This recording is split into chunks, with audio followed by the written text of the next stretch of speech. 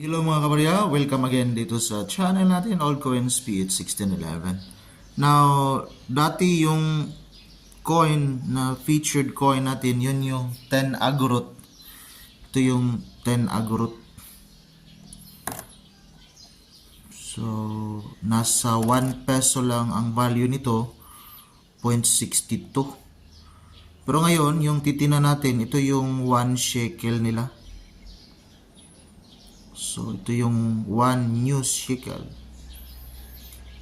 Mas maliit ito sa kaniyang feature pero mas malaki yung value nito compared sa Agorot. So, nasa 1/10 lang yung value sa Agorot while itong shekel.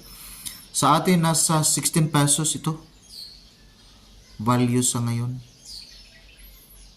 So, ito yung kaniyang obverse. Ito yung lily at saka letter. Ibig sabihin Joda.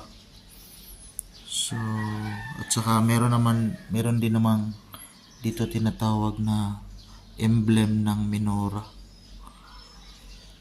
So, again, ito yung 1 new shekel sa bansang Israel. Sa atin, ito yung 1 peso.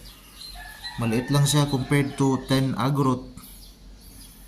Pero mas malaki yung value nitong 1 shekel.